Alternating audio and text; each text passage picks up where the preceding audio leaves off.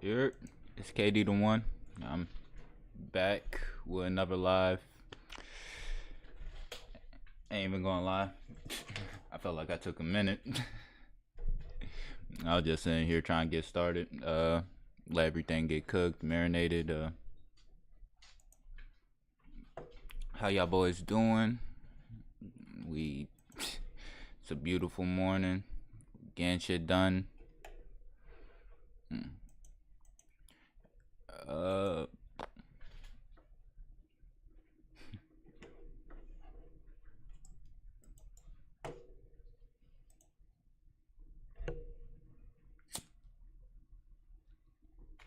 so as if, my bad, but if you didn't know, we are streaming on multiple platforms now.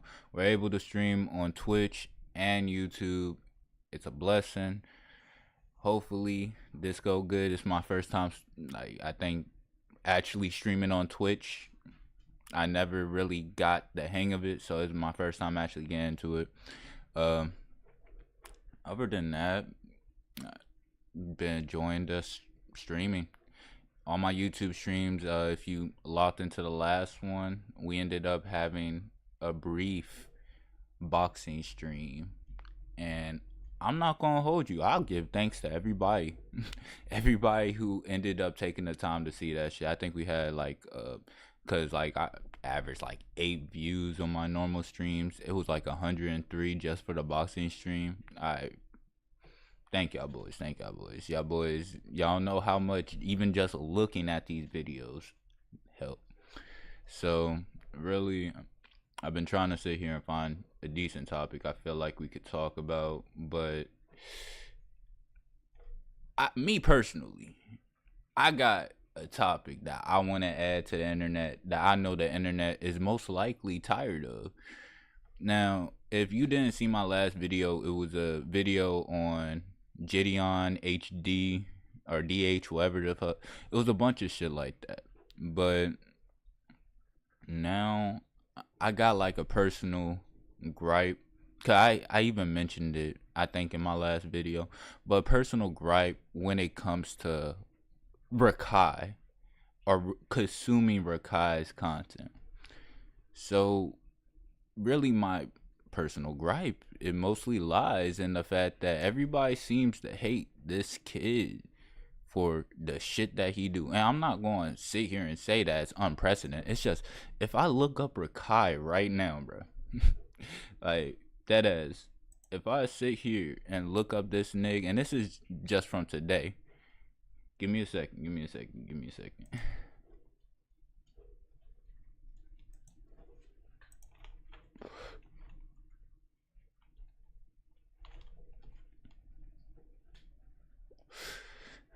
So I never, honestly, never watch one of Rakai's videos. But if I look up recently updated, 2 days ago, Rakai's going to boarding school. That's him. That's him. He got a good amount of views. That was 1 day ago. 2 days ago, it finally got what he deserved. 2K views. Cloud. Ain't even gonna lie. He probably should be sitting here talking about this shit. I feel like he's more valid to talk about this shit. But he barely gets anything. Now, I don't know if y'all seen, but like, it is bullshit all around the internet. Hate's gonna always be there. But when Rakai, like, every single thing, every week, every day, it seems like someone has it out for this nigga, bro. I can't. It's rather like you could sit here and listen to what, oh, wrong button, my bad. But you could listen to what HD said or what Fox said, because if you sit here and consume this type of content, add this into your daily, like, everyday thing, I'm not gonna lie, it becomes grating. It becomes a part that like drains your energy. Seeing this, I stopped making videos on Rakai. I couldn't make a video on Rakai. It was a whole time I stopped making content because of the fact that it seemed like no one was doing anything else but making Rakai content. Like, I sit here, I expose myself. I don't mind. But like looking at my views, it's in and out. Sometimes I get good views, sometimes I get bad views. It is what it is. That's what I get for sitting here, not post it all the time. But if you sit here and look, the last time I posted a video like directly about Rakai was 4 months ago, bro. After that, I couldn't do it. It was like straight videos. People could barely talk about anything else but that kid. That shit was so fucking tiring. That shit was so tiring. I'm not gonna sit here and like bash him, especially like actually seeing some of the dumb shit he do. Of course, I wouldn't want to be around him. I wouldn't want to consume his content. I don't even think his content is made for an older viewer like us. We all call him annoying and shit, but he is made for younger viewers. But that's still a bad thing. If he's sitting here polluting the young with like this type of shit, imagine what type of energy they gonna come out with. We gonna have a bunch of mini Rakais. And don't forget, like, I ain't even gonna lie, they be blaming the fuck out of Kai for this shit. I feel bad. Like, imagine, can't do shit. Not even your fault for real. But you did bring this nigga up. You did choose to like give this nigga a platform. So I can't say nothing. Like I said, it's no real thoughts on this. I just came to vibe. Wanted to see if y'all boys wanted to vibe. We just chilling, talking. Y'all boys could say anything in the chat, do whatever. Hopefully one of my mods are here. I got my lovely wife and my boy Naj. They are both the best mods I got.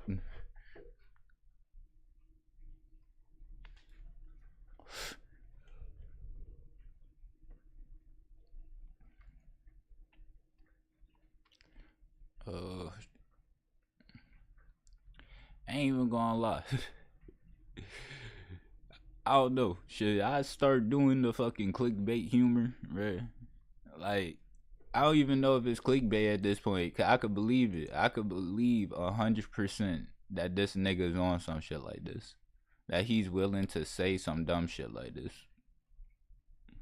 Like 100%. Like, I would do clickbait, but I'm not being dishonest for anything that I do. Normally, like, getting views is just like for anything. Like, do it for your bag, I guess. But like, man, right now I'm still trying to figure out what the fuck I'm going to do with this live streaming thing. Like, it's going live is 100% new to me. It's 100% new to the crew. I'm trying to get them into it so we could build our platforms a little bit more, other than just making these videos. Because even though these videos take time, I feel like there's a lot more that we could do. And like I said, if y'all check out my lives, it's mostly just us giving free game because we don't know what the fuck to talk about.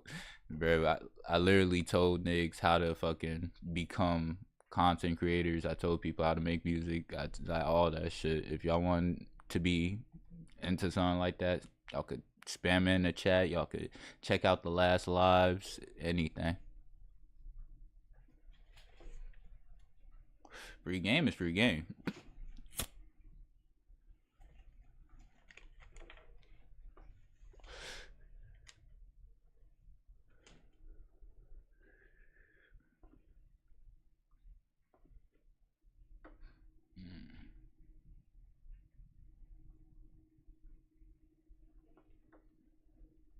I ain't even gonna lie. I feel like I should make a video again on it. Cause I don't know if I talked about it directly from this video. Shit, I'll look it up. I'll be the first view to some of my videos. Fuck y'all, Nate. Bruh. Give me a second.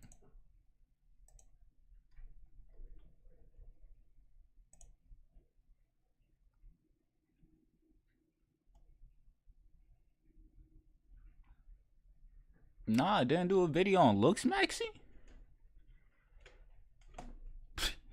I just surprised the fuck out of myself, to be honest. Like, I'll be honest, I surprised the fuck out of myself. I surprised I didn't make a video on Look Mac. That was a topic that was out for a minute that mad confused. I feel like I even brung that shit up in a few videos, but like, honestly, like, Look Maxine is the most dumbest shit out there in my mind. Like, I feel like anybody should do what they blatantly think is helpful to make themselves look better. But like, a lot of these people who come out looking ugly are just young individuals thirsty for like trying to be the best looking individual they could be. And then they just need to grow into their face. Of course, some of y'all niggas look ugly, y'all are children. Some of y'all really do just need to grow into y'all face. We were all ugly when we were kids. Just seen I shot them. It's spurred on by alcohol and I'm not gonna lie. I accidentally clicked son. I wanted to see the topic, but a nigga got a little interested. What the fuck kind of Diddy shit going on? So this is another DH video. I know it came out today. I was gonna let it wait. I was gonna let it marinate. Normally I let shit like take a couple of days or at least more hours so I could sit here and watch it. But I keep hearing shit about the shape. It's rather people don't like him, people feel weird, or people see some type of personality that this nigga has. I'm 100% interested. Like, and now this nigga on some Diddy shit, nigga spraying alcohol on himself. You're talking about him? The Diddy Frost files just dropped, and honestly, it's a very weird Diddy situation because in my opinion, I think there's more to the story than we know. Before I go any further, just know everything I am going to say is in my opinion. I will not say anything is a fact unless it is proven. I initially held off on dropping my video because I wanted all sides to be presented.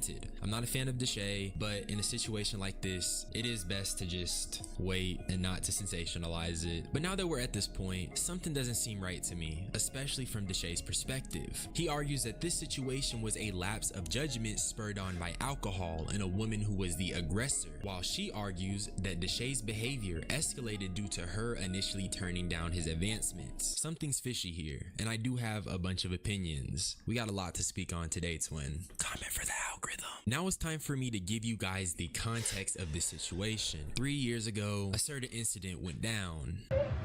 Oh shit! Oh shit! Go! Oh shit!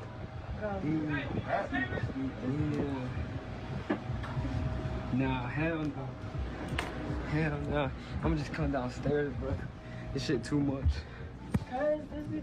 Apparently an ex-DeShay Frost cameraman, and he decided to leak this because it was weighing on his mind, which a Frost camera. My bad. I didn't mean to skip. I didn't know what the fuck I was seeing. Frost cameraman. We not trying to get folded because it was weighing on his mind, which is why he's asking God for forgiveness. The woman's name is KdDa1. From what I know, KdDa1 did not ask this man to post this or to come out against DeShay. This was something he did due to his own guilt. And immediately after this clip dropped, I noticed that Academic's Twitter page was running damage control. And I found it extremely weird because it contributes to this narrative that it's from 3 years ago. So why are you leaking it now? My counters to this narrative are as follows. The guy who leaked it out of guilt. It doesn't seem like KdDa1 told him to leak it. KdDa1 didn't leak it herself. And finally, DeShay still put his hands on her. This being from 3 years ago doesn't change that. Let's move on to the response section because both parties have their stories. Let's start with DeShay. I will never, ever put my hands on a girl who's never put their hands on me, okay? I'm not a person to initiate and do things and try to hit a girl because, you know, just out of the strength of just arguing or anything like that.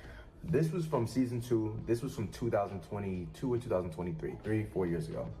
And she was one of the girls that she came on the show. I brought her on the show and everything. And during the whole show, like, she was the only person who was literally like, I don't know, like physical, and she was hitting me. She was doing these things which I had to cut from YouTube videos because of monetization.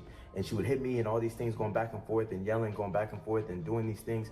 And it kind of was just got to a point where I kind of didn't want to deal with that shit. And I was drunk. And so DeShay's story is that this is from 3 years ago, and Deja was being physical, and he was just so fed up that while being drunk, the clip happened. And that was just fucked up, you know what I'm saying? It was fucked up. And we were arguing, there's been things off cameras where she would hit me and all these things like that. And I'm trying to talk to her and vibe her and shit like that. And what happened at the boat situation is that we were yelling, arguing, and she had just said things. I heard she said that I did this because I couldn't fuck, like, or something like that.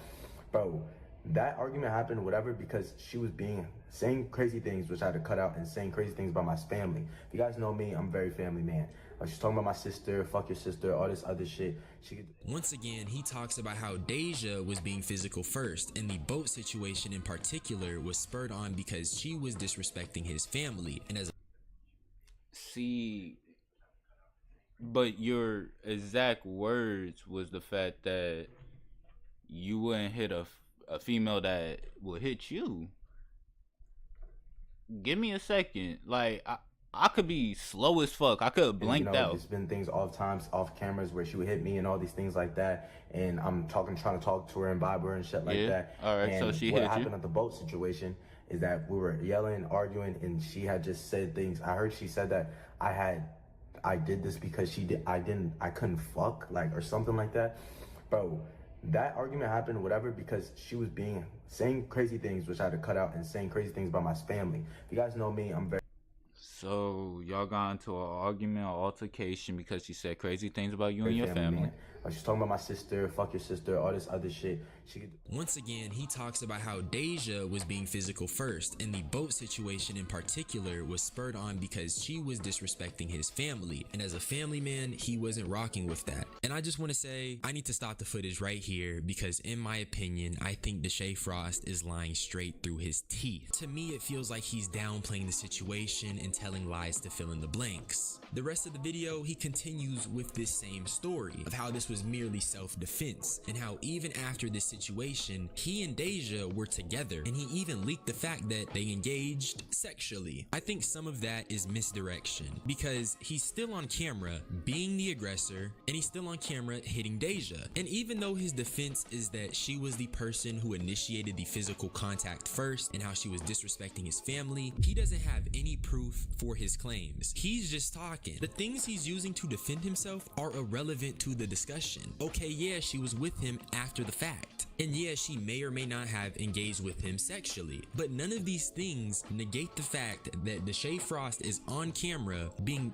physically violent with a woman. And I just want to say, people in abusive situations have stayed or been seen with their abusers after incidents have happened. I'm not making the claim that Deshae Frost is an abuser. I'm just saying that Deja being seen with Deshae after the fact doesn't negate anything. And honestly, like I said, it feels more like misdirection. He couldn't even show a clip of her talking about his family. But you know what? It's cool, because I want to talk about Deja's perspective of the story. Her perspective starts with her coming out and saying Deshae did this because she refused to have sex with him, and she's glad the truth is coming out. Now, I know I'm gonna sound biased when I say this, but there's more evidence that this interaction was spurred on by Deshae's sexual deviancy than there's evidence Deja talked about his family. Like, a lot of the girls that was on the show with me, they had sex with Deshae. I never had sex with him. He wanted to have sex with me. I didn't want to have sex with him. So the night before, y'all, the night before the video that's going viral right now, I came up with a plan, because he told me the night before, like, when we get on the boat, I'm going to call you downstairs to the boat. I'm going to tell all the girls to go upstairs, and I want to have sex with you. I'm not paying that nigga no mind. So when he tells me that, I come up with a plan, and I tell the other girls, I'm like, tomorrow he going to try to have sex with me. I'm going to need y'all to, like, keep me with y'all and be like, no, she not going downstairs. Like, long story short, I'm just making a long story short. The day of the boat come, we go through with the plan. He peeped the plan. He's mad as shit. He like, they're trying to keep her up here. I want her to come down here. No, I don't want to have sex. Like, it's all because I didn't want to have sex, y'all. And he found out that I told the other girls that I didn't want to have sex with him. And he got mad and he snapped. Threw my wig, hit me. I was drunk, y'all. All right, we halfway in the video, and normally I'm on the type of shit where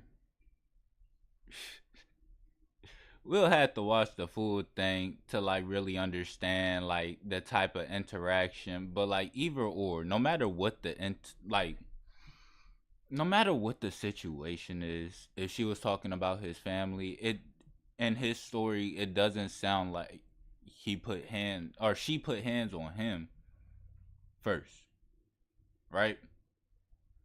No matter what.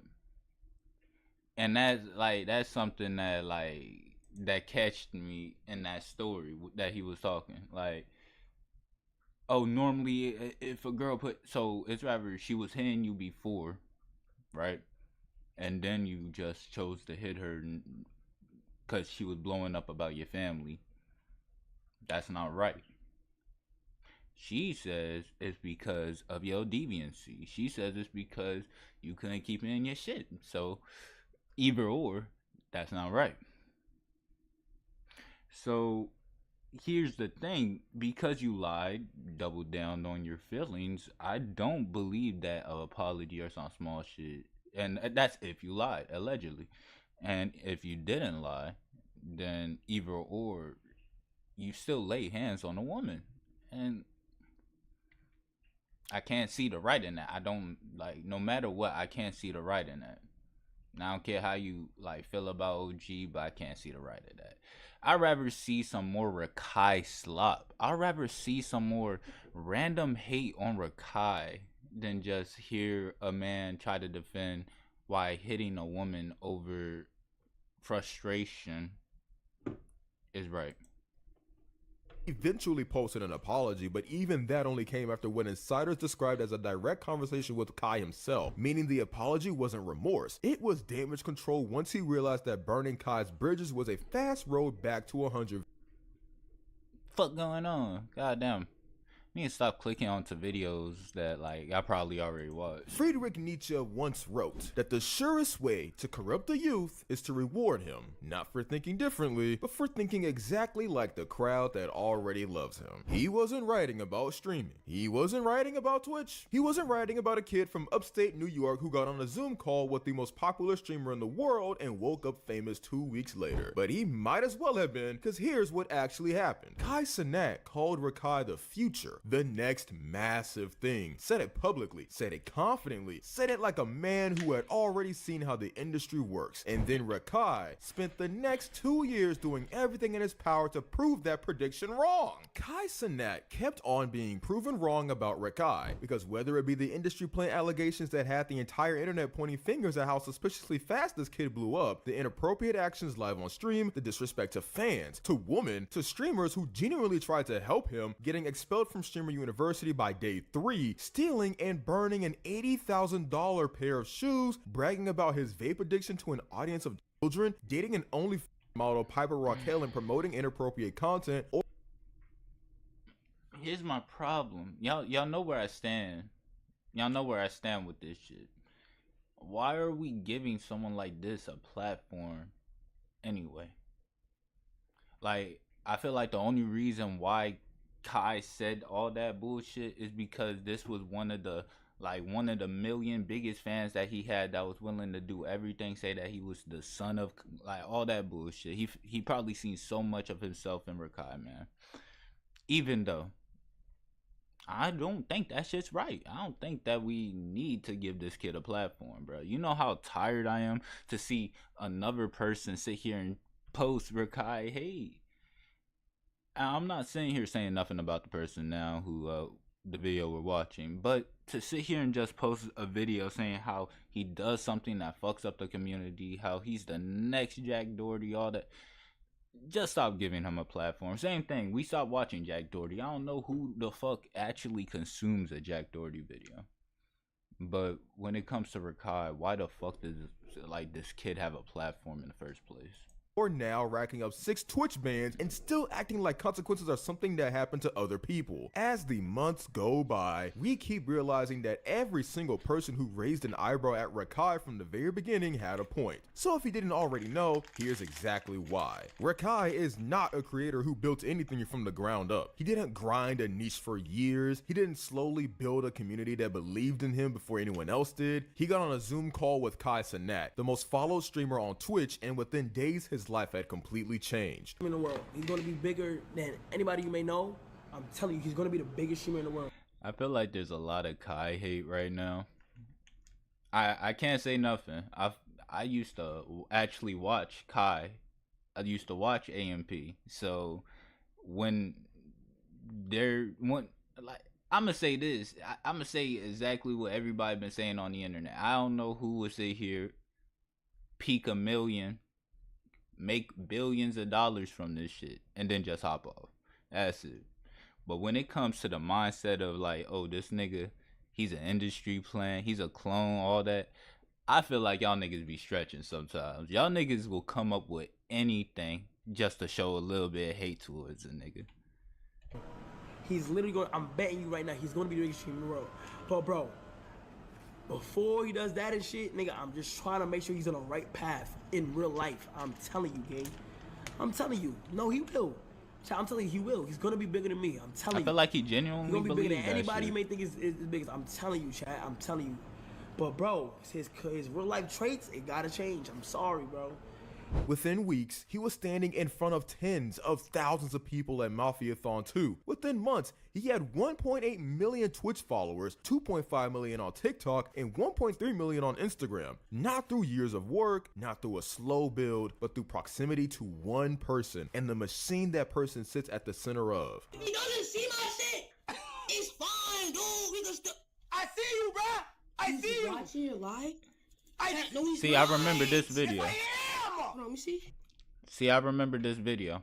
I remember, like, Kid Rakai. I remember Rakai the first time when we see him, bro. Looking at this nigga now, like, that's the thing. I feel like all this shit just went to his head, but, like, I will honestly say, could you blame anybody if they was in this situation? I would say it will only be a handful of people who will actually be able to lock in it. A bunch of kids, a bunch of people who would be juveniles. They got that second of fame, that 15 minutes of fame. They would constantly chase that drug, bro. He not in here. It's like, Chad, why do I gotta lie just for no reason, dude? No, I'm not lying, Just for dog. what? Just to be funny and shit? Nah, I'm not lying. They're not lying, bro. Oh, shit! Oh, shit! Wait a second!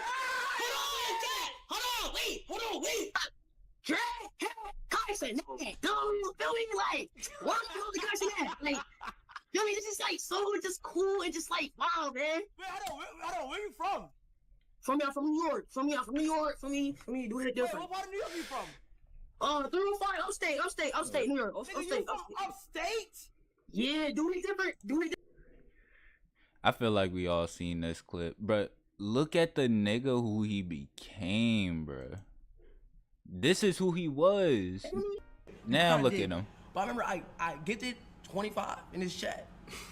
On the Sympatron. On Sympatron. Kai said, yo, Kai, pull up. That's all I need to hear.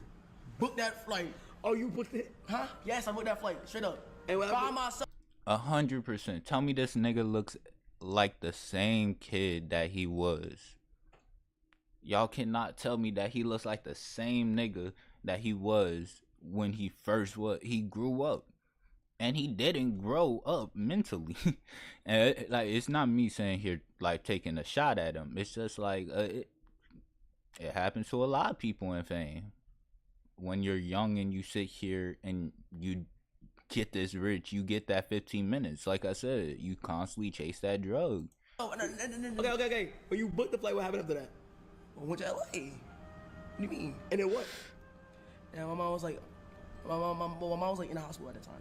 And on paper, you could read that as a lucky kid who caught a massive break. The right place, the right time, the right Zoom call. But here's where it gets complicated. Because Kai didn't just put him on, he paid for a private teacher. He called his school. He flew him across the country. He brought him into Streamer University, built a prison intervention specialist into Mafiathon 3 specifically because of him, and sat across from him repeatedly trying to get through to a kid who treated every single lesson like it had nothing to do with him. Hello, how you doing? I'm doing really good. I'm the dad of Rakai. Do you know Rakai? Okay.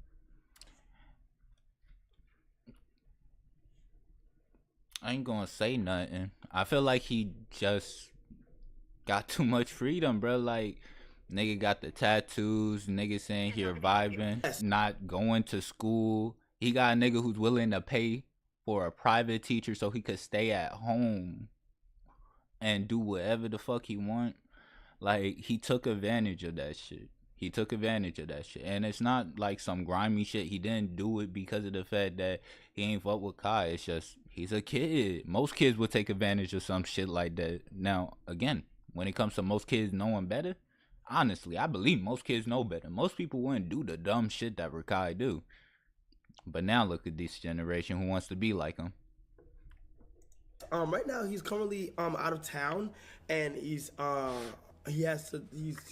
running some family things. And what makes Rakai different from most controversial creators is that the people defending him were never random strangers on the internet. They were the people in the room, the people who had invested real time and real money and real belief in him. And the gap between what those people were hoping for and what he kept delivering is genuinely difficult to watch. And it really started the moment the internet began asking a question nobody wanted to say out loud. Nobody blows up this fast without help. The question has always been, what kind of help? In under 2 years, Rakai went from a random kid streaming to nobody in Syracuse to pulling over 233,000 concurrent viewers on Twitch, a peak he hit on May 26, 2025. This is in roughly 500 hours of streaming, which, if you know anything about how Twitch growth actually works, should be statistically impossible. And that's what opened the door for the industry plant narrative. It started with Phantom dropping a clip suggesting unnamed streamers in the KdDa1 ecosystem were being used to monitor and influence youth culture. He didn't name names, he didn't have to. I'ma say it. Yeah, I remember There's this. streamers that are spies, my nigga. I don't know who it is. But there's at least one streamer that's a spy, my nigga. At least one. I'm not gonna say no names, but there's at least one streamer that's a spy. Confirmed. There has to be. Now it's up to y'all. See, when he did this shit, I'm not gonna lie, the internet went wild. Because, like, AMP got fucking investigated inside, and now you got niggas making videos how fucking Ray's the fucking spy, how Toda must be the spy, how Rakai's the spy, how fucking Kai is the spy, how Kai got cloned. Like, a bunch of people just started painting like random narratives. But then they also started going to other streamers, people outside of AMP, the Clover Boys and all them. They started actually sitting here checking everyone. And that shit started being funny because, like, at least people are like now trying to expose these streamers. But I feel like the AMP one, it was cutting. It might be there. To figure that shit out. But they gotta be at least one streamer that's a spy, my nigga. Confirmed, my nigga. No, it ain't me. It ain't me. I'm telling you, bro. Yo, hey, listen, y'all. Stay tagged, my nigga. You stay tagged out there, gang. Yo, this is crazy, bro. This shit get deep, bro. This shit get deep fast, gang. From there, the internet immediately landed on Rakai, and once that happened, Bruce Jumpamoff said what everyone was already thinking out loud, that Rakai, and possibly Marlon, had come straight from the government, planted, engineered, not organic growth but a deliberate pipeline. And Rakai's own response to the spy allegations was maybe the most telling part. He didn't address the substance, he didn't explain his rise, he just clapped back at Bruce Jumpamoff and kept moving, which is exactly what someone does when they've never had to justify anything in their career before. Now, nobody is seriously arguing that Rakai is a literal government operative, but here's the thing, you don't need to believe the conspiracy to understand why it landed so hard, because when you actually trace the timeline of how this kid got here, the skepticism makes complete sense. He was a random streamer from upstate New York, got on a Zoom call with Kai Cenat. Within days of that call, he was being promoted to Kai's millions of followers. Within weeks, he was invited to Mafiathon 2, Kai's biggest annual event, in front of a live audience of tens of thousands. From there was the Clover Boys, the AMP affiliation, the viral clips, and every single step of it was handed to him. Not by merit, not by years of grinding, it was by proximity to the single most followed streamer on the platform. Think about what that actually means. Every door opened for him. every audience member handed to him. Nothing earned in the traditional sense. That's not just lucky. That's a foundation that was never built to hold weight. And everything that happened after makes a lot more sense once you understand that. I feel like that kind of stands for itself without him being a like industry plant. I feel like he has this foundation that never was actually meant to like hold this weight or this much weight, and he can't sit there and catch up to the success of the predecessors, so he tries to outshine them in the wild shit that he do. Kai paid for a private teacher. Kai called the school. Hello, how you doing? Good, how are you? I'm doing really good. I'm the dad of Rakai. Do you know Rakai? Okay, and how can I help you? Yes. Right now he's currently out of town, and he's running some family things where we got to do across the country right now. And I would love to make sure that I get his assignment some way, somehow, to where he can be able to do it. As of right now, we just have mom in school tool as a contact, so, Okay, great. So how do we go about that? Do we just have his mom call? yes. Okay. Yes, she would need to add you as a contact. She would need to speak with a registrar. Perfect. Thank you so much. Sorry for the inconvenience. Thank you so much. I'm going to get on it now. Yeah, Save that number in your phone. Dang, I can't even do my work. Dang, I want to do my work so bad. I can't even do it. Oh my gosh. Call your mother, and she's going to approve to get the contact. What are you talking about? Like, this is why I never really like had this bad outlook, at least on Kai. Cause at least Kai wanted to sit here and keep this nigga straight. It's just I always thought of it as like he's always doing everything now. He's sitting here having to manage this, that, and the third, do the subathons, the fucking marathons, all that bullshit. I'm not gonna lie. How the fuck can he do that and maintain a kid that doesn't give a fuck? I'm not gonna lie. That shit will be annoying as fuck. Hello, Mom? I'll be adding it right now. Thank you so much, Ma. Thank you so much. Kai flew him across the country, and Rakai skipped every single time. During Streamer University, the whole point of the program was discipline, professionalism. Kai invested in it, set it up at the University of Akron campus in Ohio, brought in Duke Dennis, Agent 00, and others as instructors for 120 hand-selected students. Rakai was one of them, and by day 3, he was accused of starting a water fight that sent a girl to the hospital after she was struck in the eye with an Orbeez pellet, and masterminding 2 separate physical altercations among other students.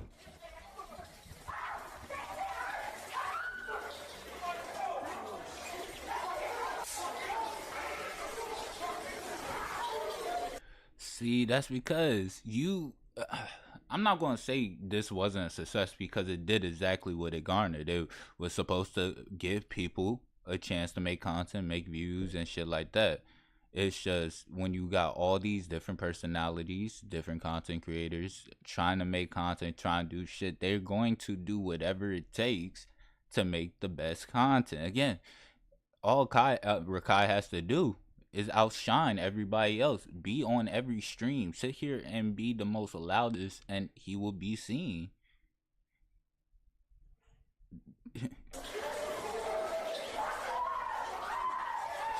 Hey, I say the same thing. I don't think he's no genius about this. It's just how you sit there and do this shit. Like, it's just he's doing it the annoying route. He's down to be the villain, and that shit's... Again, how the fuck can Kai sit here and take care of a badass little kid? He got expelled, then begged to come back. Got reinstated just in time for graduation, where he was handed an award for being the worst behaved student in the entire program. He treated it like a trophy. Then at Mafiathon 3, Kai brought in a genuine prison intervention specialist, a real adult whose job is to make young men face the consequences of their behavior before those consequences become irreversible. The intention was serious. The outcome was not. Rakai looked the specialist dead in the eye and made it clear he didn't need guidance from anyone. The situation got so bad that the specialist had to check him publicly in front of everyone in the room. What was supposed to be a humbling became a performance. He said, sleep, what it's called? How you feel? Sleep paralysis? You feel good now, right? I'm gonna tell you this right here, right? I'm gonna pull a seat right there.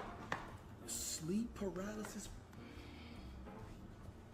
If you're black, ever in your life, bring a prison doctor to talk to me, belt to that. Stop playing, my nigga. This is my lifestyle, nigga. I'm built for this shit. I don't even know a man talking to me, nigga. He's like my. Stop playing with me, yo.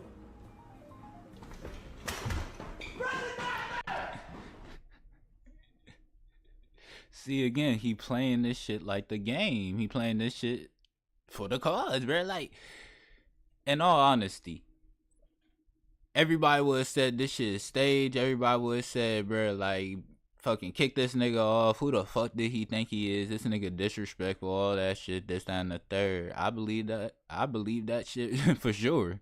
But honestly, when y'all sit here and y'all see dumb shit like this, he's exactly playing his cards.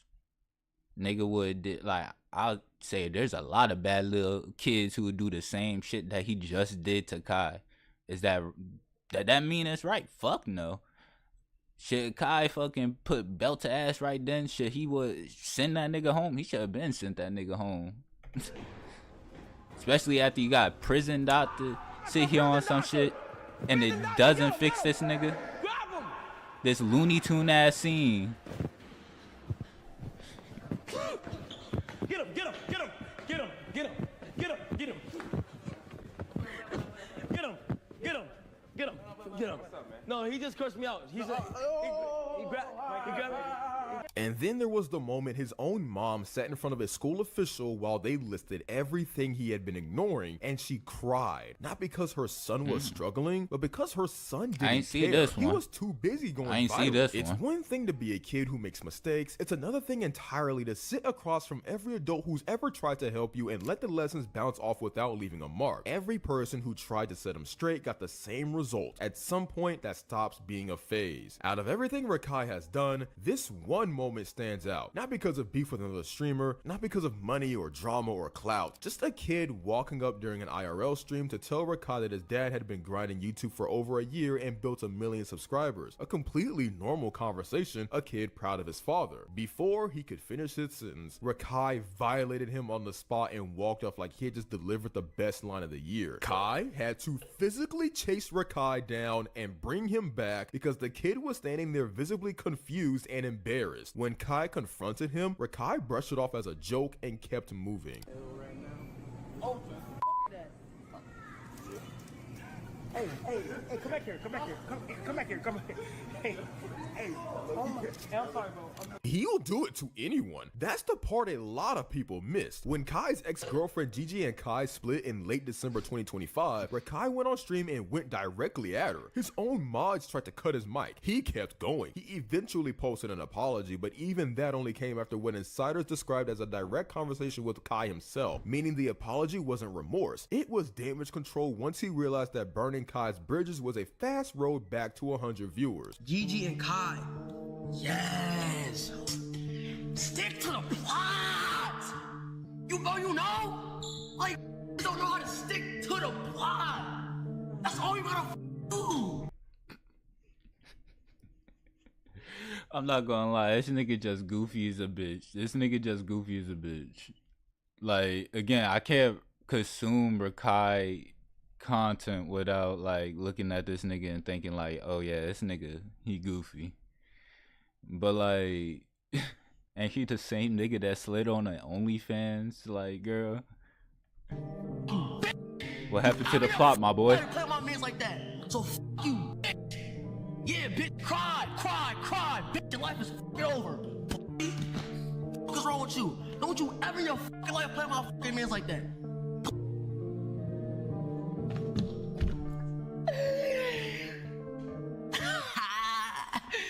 Chill, gang. Oh God, I'm scared. Then there was Lil Tay. They collaborated in April 2025, and it ended with Lil Tay alleging she had been left stranded in Atlanta, kicked out of her hotel twice, disrespected in front of his audience, and subjected to racist remarks from people around him. She said she had come out to have fun and got humiliated for content instead. Rakai didn't address it. He moved on to the next thing. And at a Rainbow Six tournament hosted by Jinxie, he turned to a group of older streamers in their late 20s and told them that they should have started families already. They couldn't hit back back because they would sound ridiculous calling out a teenager for it, and Rakai knew exactly that. He picks targets who can't fight back on even ground. A fan's proud dad, a grieving ex-girlfriend, a room of older streamers. It's not edgy, it's just mean. Then the Duke beef started with a chain. It ended with an $80,000 pair of shoes on fire, and they weren't even the real ones. When Duke didn't snatch Rakai's chain as a joke, Rakai went to the AMP house, spotted Duke's Freddy Krueger Nike SB Dunks sitting unguarded, and walked out with them. One of only 2 confirmed size 13 pairs in the world, gifted by Kai himself for Duke's 31st birthday. Rakai went straight to Instagram Live, held them up, and said he was selling them for $200. The next day, he burned them on stream with a flamethrower.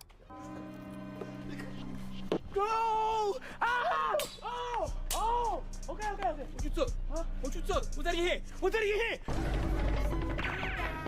Rakai!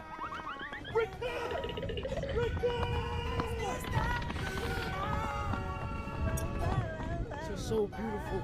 Shall we rich now? Dude, stop! You're playing with me. Look at these motherfuckers burn. I think we should stop the beef, bro. I'm standing at the campfire right now, bro. Hey, bro. That's the thing I'm worried about. What you got going on play Uno and you vlog or Guess what, bitch? You met with the wrong motherfucker. Stop playing with me. Yeah, look at his face now. Look at his face now. Duke pulled up, not alone. He arrived with a group, forced his way into Rakai's space, and didn't leave until Rakai admitted on camera, visibly shaken, that the shoes he burned were replicas, cheap fakes. The real Freddy Kruegers were still in his possession, and he handed them back. He was seen crying afterward, trying to explain to his chat what had just happened. And he still didn't learn. Every single time someone had to physically stop him, not redirect him, not counsel him, stop him. And every single time he treated the next situation like the last one never happened. But wait, it only get worse from here. Now most of Rakai's audience are he knows that, and he still does this. In front of that audience, Rakai openly bragged about his vape addiction on stream. Not once, repeatedly. He confirmed it to Piper Raquel on camera when she caught him with one. He confirmed it to his chat when Kai confronted him about it. And when Kai found out and took him to church over it, the clip went viral because people genuinely didn't know whether to laugh or be horrified. You know what, bro? I fucking vape. Yes, I'm addicted to vapes. I just had to get this picture. I'm sorry, I had to get this picture. This shit ugly shit. Look, I'm gonna end it off here because this nigga's going through the full fucking history of Rakai, and 17 minutes seem like enough. I feel like my mindset still don't change. I just consumed all the content that y'all, so y'all don't have to. Every time I see a nigga make a video on this topic, bro, every time I see a nigga make a video on this topic, it's always the same shit. No matter what, it's always the same shit. I have never seen a nigga make like a video with some new information, some shit that's like shocking, something. Like the last time I seen something shocking was probably when he had a lady walk out the store with flowers.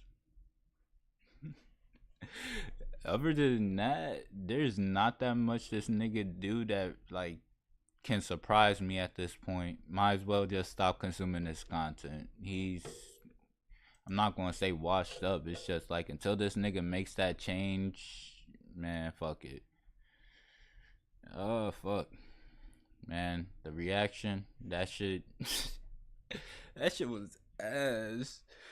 Like I said, I'm just tired of seeing Rakai shit because even there, I probably only seen one clip that I never seen. I never seen his mom slide on the stream and talk to him about his academics. I never knew that she was on like stream. Like clearly she is not a bad mother. Clearly there's nothing that she did wrong. Like I said, I feel like the fact that like them boys flew him in too early. He's too young. He should have did this shit once he was 17. Once he was old enough to sit here and like get his life together. Man.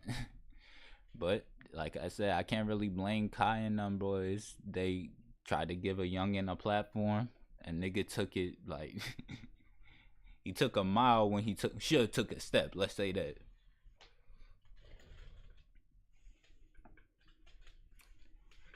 Fuck, I even remember the streamer awards.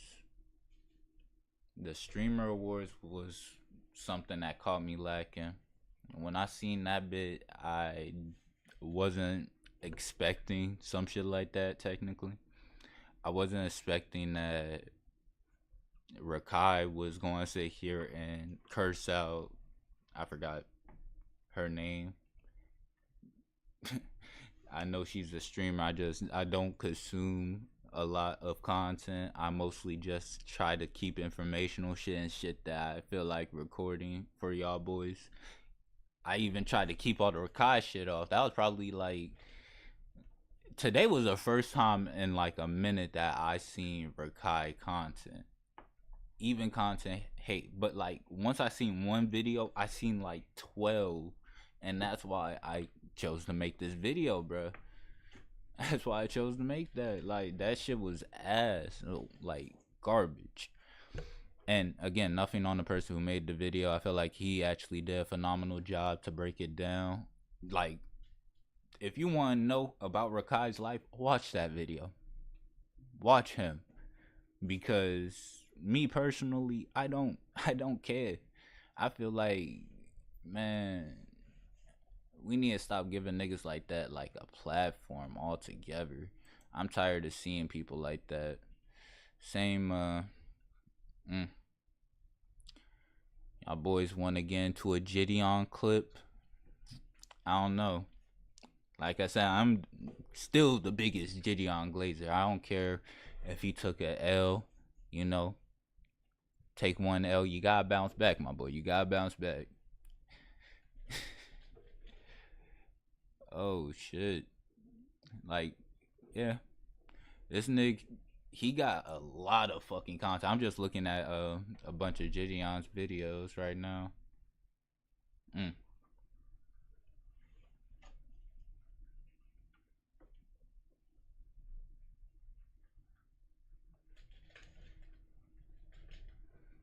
Right now we on the goal to 1,000.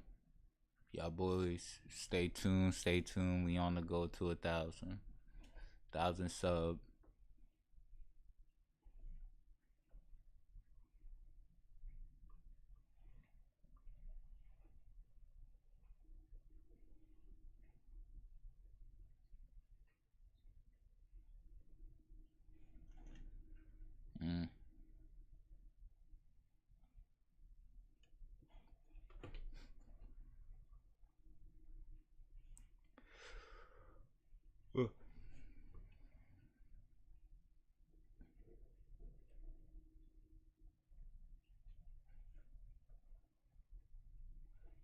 Trying to see if there's something that we could just like sit here, have like a small reaction to. Like just sit back and talk about real quick.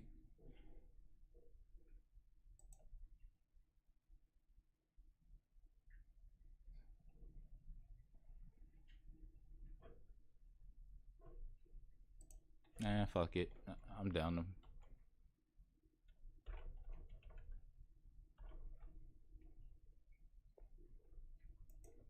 My shit disconnected. Alright, when was the last time y'all boys sat back to something smooth like a death battle, bruh? Like, I honestly, last time I sat there and watched one was probably like 2 years ago. I don't mind to sit back and watch one with y'all boys, so like, oh, your boy fucking up. Well, look who's... In all honesty, last time I watched one, I think it was a JoJo death battle. I want to get straight into the action, my boy. Battle. Ah, Wiz, there's nothing like the smell of napalm in the morning, the rush of the shockwave, the flash of combustion. I love it when stuff goes boom. And no one knows that feeling better than Katsuki Bakugo. When your name literally means powerful bomb, it's no wonder he was born with the quirk Explosion. It lets Bakugo create humongous kabooms from his palms. I can only dream of having hands that rad. Quirk. All honesty, I'm still a My Hero hater. are genetic superpowers that most humans are born with. Bakugo inherited his quirk from his parents. Specifically, it was a combination of his father's combustible acid sweat and his mother's glycerin skin secretions. Making Bakugo's sweat basically like nitroglycerin. And the more he sweats, the bigger the booms. His parents basically made the perfect kid, absolutely oozing with shonen main character energy. Bakugo felt similarly, so much so that he started bullying his childhood friend who happened to be born without a quirk. Yeah, okay, he's kind of a snot-nosed turd sometimes, but come on, Wiz! The kabooms! They're so cool! Quirks are a natural biological feature of a person's body. In the same way that we don't really think about walking or breathing, Bakugo's explosions became like any other limb, especially with his rigorous training. Bakugo quickly picked up on how to use his explosions to obliterate anything in sight, block attacks, launch himself around, and quickly maneuver in midair at hypersonic speeds, which requires a ton of focus and on-the-fly calculations. And despite getting this incredibly dangerous quirk when he was 4, he somehow never... Alright. Here's my biggest problem. Anybody can be strong in My Hero. You could have the worst power. You could be a fucking Windex bottle and still be stronger than most niggas. Now, this nigga has nukes for hands, bro. He has nukes for hands. If he's not the strongest hero, how the fuck do you become the strongest hero? Killed himself or anyone else that we know of. Bakugo was truly a prodigy, destined for greatness. And his only goal was to surpass Japan's numero uno superhero and his personal idol, All Might. In Bakugo's mind, the only person who wins no matter what. Absolute victory. No problem for the main character. Except Katsuki wasn't the protagonist that he thought he was. That would be Izuku Midoriya, the quirkless child Bakugo bullied. In truth, he was threatened by Izuku's tenacity despite being quirkless. Really? That crybaby's the main character? Well, Bakugo's inferiority complex would only get worse when Deku somehow landed a quirk that was just as cool, and both were accepted to the same superhero high school, UA High. There, he would learn to be a superhero and fully develop his own... I'm not gonna lie. I understand the Bakugo anger. And this might feel like a stretch. But let me cook real quick. So imagine bullying this kid. And I'm not saying bullying is straight, but like imagine bullying this kid, right? And then this kid still wants to be friends with you, so you're the asshole. He still fucks with you no matter whatever, like no matter what you say. So you're the dick at the end of the day. Then randomly, this nigga, like, you join a superhero school. You think, oh, I'm getting away from this nigga. I got a strong ass power. No way this lame, powerless, like, kid is ever going to see me again. This nigga gets the same class as you. Goes to the same school, bro. Like, I'll be a little bit irked too. And then, just randomly, all your life, you never had a power. And then just out of nowhere, you just pull a power out of your ass. How the fuck am I supposed to, like, fuck with you now, bro? Like, you're an anomaly. I don't fuck with you. Like... I could understand the Bakugo anger on that. I could kind of understand that. Ultimate moves. Like flying through the sky faster than sound with turbo speed, blinding people with stun grenade, focusing his blasts into armor-piercing shots, or making a big-ass tornado of death. The howitzer impact involves Bakugo spinning himself in midair with his explosions, building up a tremendous amount of swirling oxygen, and then igniting it all for one hell of a boom. He's pretty smart when it comes to strategizing mid-fight. He even developed new techniques for his quirk faster than Deku did. UA High also aided Bakugo's development by preparing him with his iconic Grenadier bracers, gauntlets that allow him to store up his sweat, gross, for prolonged bouts, or to release all of it at once in a single massive blast. He's also got his hero suit, which helps him sweat faster in order to build up stronger attacks. Or the Strafe Panzer, these badass turrets mounted to his back that store his sweat as ammo. With all of that, it wasn't long before Bakugo made his hero debut, called the Bombshell Hero, Great Explosion Murder God, Dynamite. Hey, I dig it. The more colons, the merrier. But despite some early wins, Bakugo failed to live up to his own sky-high expectations. He had the makings of a great hero, if only he could get out of his own way and put the team before his ego. Especially when he was kidnapped by the League of Villains, ultimately leading Bakugo to blame himself for All Might's retirement. Something needed to change. So he vented his frustrations in a slugfest with Deku and realized something crucial. That the kind of absolute victory that defined All Might wasn't victory for himself, but victory for everyone. He was starting to become the prodigy everyone knew he could be. I mean, hell, even while he was unconscious, he kept analyzing the fight he was in and coming up with counters. Somehow, Bakugo's powerful enough to shatter Todoroki's heaven-piercing ice wall, fast enough to keep up with villains like Shigaraki, who can catch light beams, and tough enough to survive, well, being dead? Yep, you heard us. Bakugo was killed, dead as a doornail.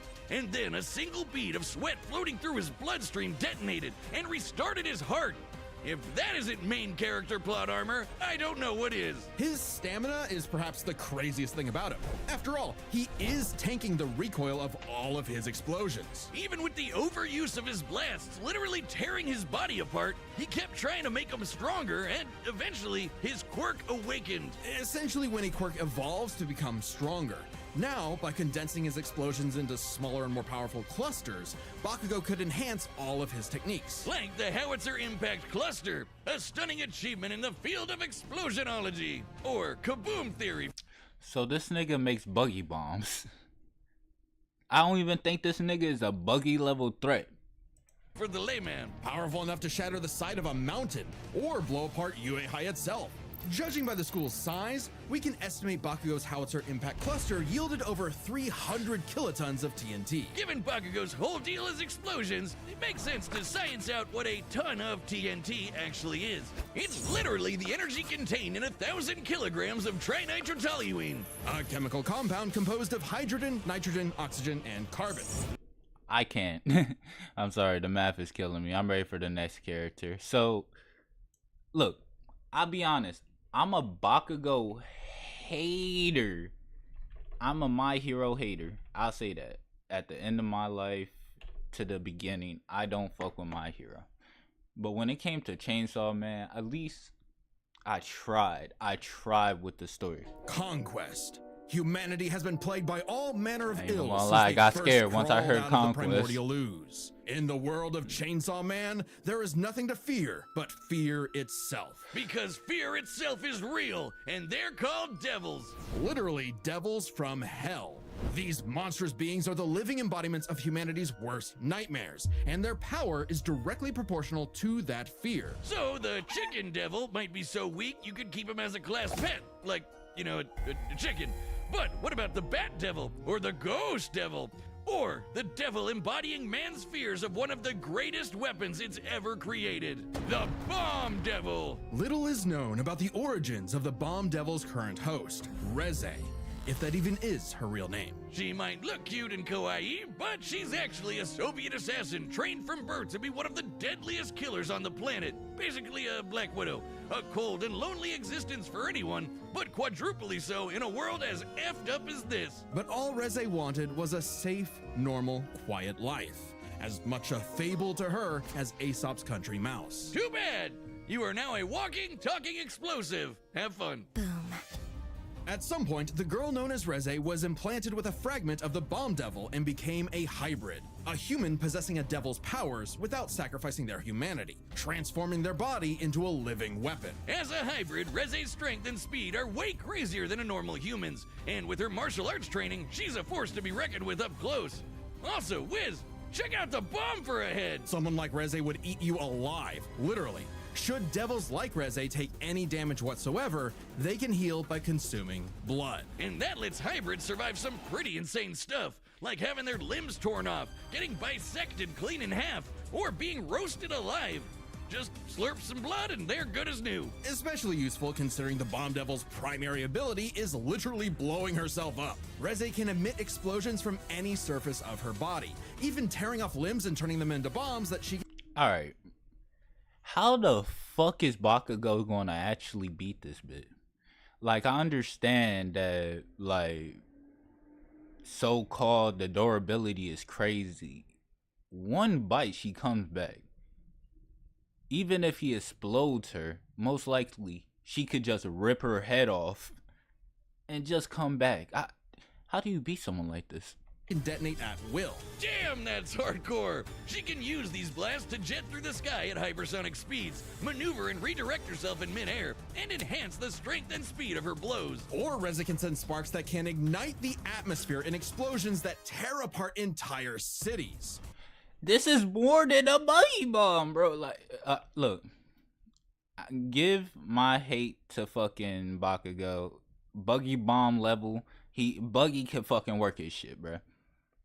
I don't care what the fuck y'all say. I feel like Usopp can work that nigga in a good day. But what can you do to this bitch? She is basically Logia bomb. Like, what the fuck do you do? Making herself stronger. This bitch is the strongest bitch I've seen in a minute. As long as the area around her is dry enough. Like I said, I haven't watched Chainsaw Man again. I probably watched like the first 5 episodes. To maintain ignition, Reze can create as many explosions as she wants, non-stop. She can even turn her own body into different types of real-world bombs to massively enhance their power. Like transforming her leg into a torpedo, or her apron into dynamite. Every single inch of Reze is a living weapon. This made her feared across the devil world as one of their mightiest warriors, and the perfect choice to assassinate Japan's newly acquired devil hybrid, Chainsaw Man. You see, you might not think chainsaws are all that scary, at least not compared to bombs, but the Chainsaw Devil is special. Any devil the Chainsaw Devil consumes becomes deleted from reality, retroactively erased from humanity's collective consciousness. And here I thought chainsaws were for boring stuff like trees or Texas massacres. Silly me. This ability makes the Chainsaw Devil the most important being alive and invaluable for any global power to control. Except instead of meeting the fearsome chainsaw of legend, Reze met Denji, a dumb, horny teenage boy just looking for anyone, to love. And for once, Reze actually hesitated. Rather than immediately kill her target, she got to know him and found they weren't so different. Both were used as tools of the state, as weapons of war rather than people. A kindred spirit in a hostile world, Denji wanted to drink up as much of the excitement of life as he could. The town mouse to her country mouse. And thankfully, he was super easy for a pretty face to manipulate. It wouldn't be the only time. Reze's nothing if not professional, and she gave Denji one parting gift. To teach him the way devils did battle before he died. As the embodiment of one of the deadliest weapons known to man, Reze's power is off the charts, capable of creating an explosion more than 400 meters in diameter. That's over 4 football fields long. To have a blast that size, you'd need to be exploding with over 2 kilotons of TNT. More than comparable to nuclear weapons, which is really impressive considering Reze is not the devil of nuclear bombs. That's apparently an entirely separate thing. So, wait.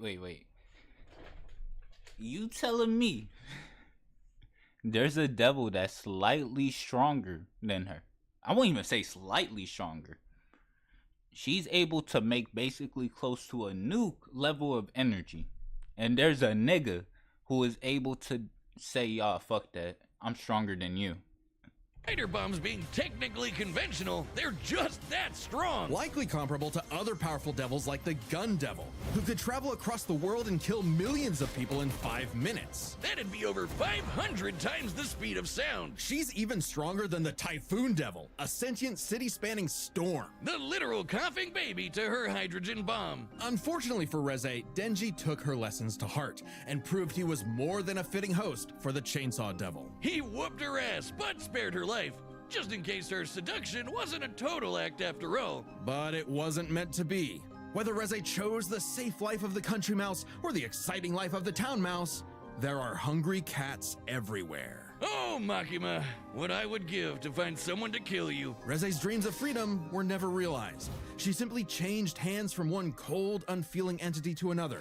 And this time, there was no escape. She was a weapon.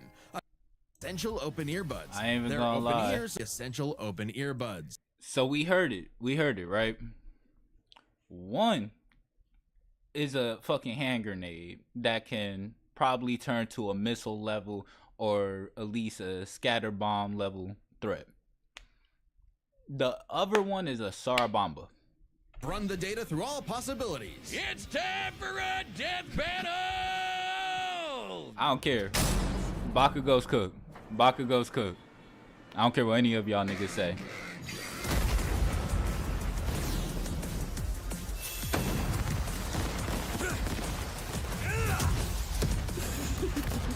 I've been sent to collect your head, Dynamite. Better villains than you Niggas have starting tried, off- lady. You starting tell off your with bosses heat. that after I send you back in a coffin. How would I tell them that if I was already dead? Wow, you're quick. Shut up and die!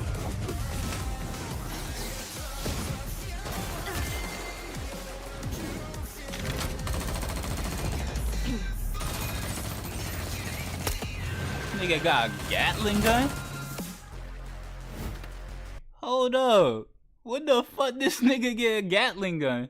Oh, damn! Oh, damn!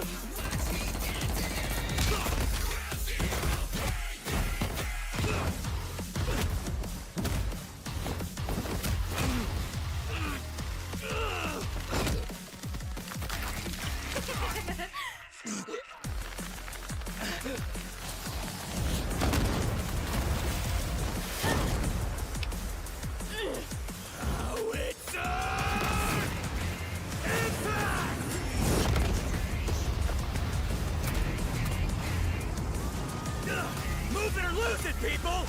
Save me, Dynamite! Let go of me! Boom.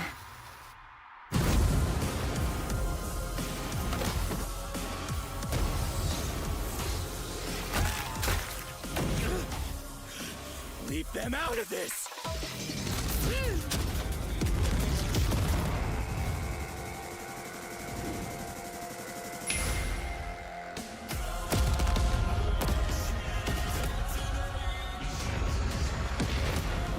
For what it's worth, Dynamite, your blood was delicious.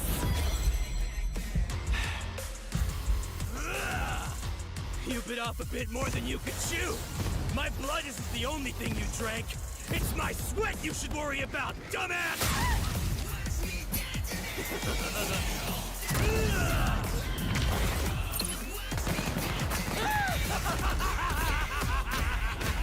I'm aiming for absolute victory!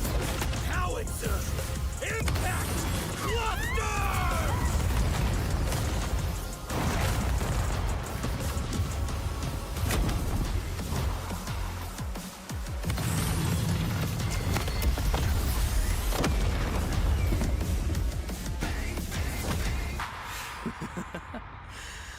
Scratch that. Not enough for a coffin. No fucking way. No. I couldn't believe it. Y'all been selling. Oh, y'all sell Death Battle. Y'all sell. Denji, we're so sorry to hear about your girlfriend that passed away. She gets 5 big booms. Boom! Boom! Please just shut up. On the surface, these two seemed evenly matched. So let's break this fight down into 3 categories: their speed, their stamina, and their firepower. First up, let's talk speed.